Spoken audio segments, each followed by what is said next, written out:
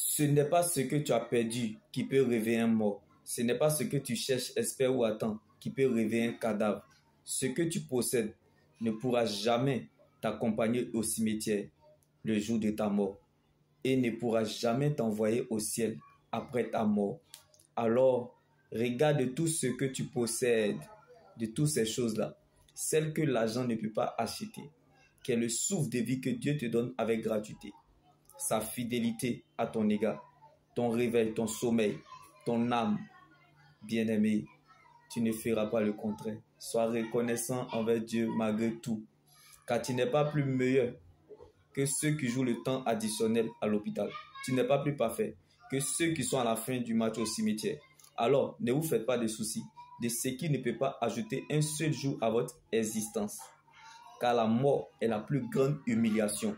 La mort est le meilleur conseil que je connaisse, le piège à éviter, de penser que vous devez perdre quelque chose sur la terre. Vous n'avez rien apporté, alors vous ne pouvez rien apporter.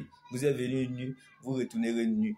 Alors rappelez-vous, si vous voulez vous sentir riche, bien-aimé, lorsque vous quitterez cette terre, vous n'emporterez rien de ce que vous avez reçu, mais de ce que vous avez donné. La grande et vraie foi, ce n'est pas de s'en sortir dans la vie, mais c'est de sortir victorieux des épreuves de l'éternité. Alléluia. La grande et vraie foi, ce n'est pas d'obtenir des choses soi-même, mais pour les autres, en étant à leur servir, aider et relever.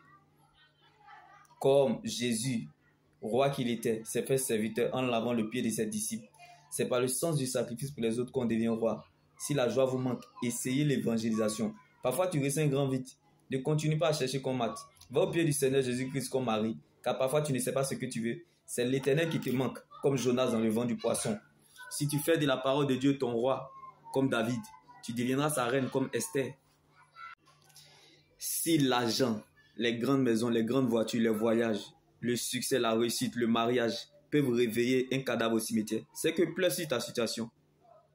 Quelle que soit la majorité des places que tes problèmes prendront dans une valise, la petite place que tu laisseras toujours à la parole de Dieu fera toujours la différence dans cette valise. Car la parole de Dieu, c'est la seule prophétie qui n'ira jamais son but. La seule tête solide sur laquelle nous pouvons nous tenir. Elle finit toujours par remettre chacun dans le couloir de sa destinée. Et l'endroit le plus sûr de toute la terre est la volonté de Dieu. Alors rien et personne ne pourront empêcher à Dieu d'accomplir sa volonté dans ta vie.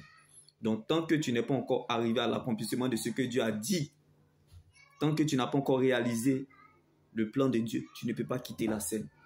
Shalom.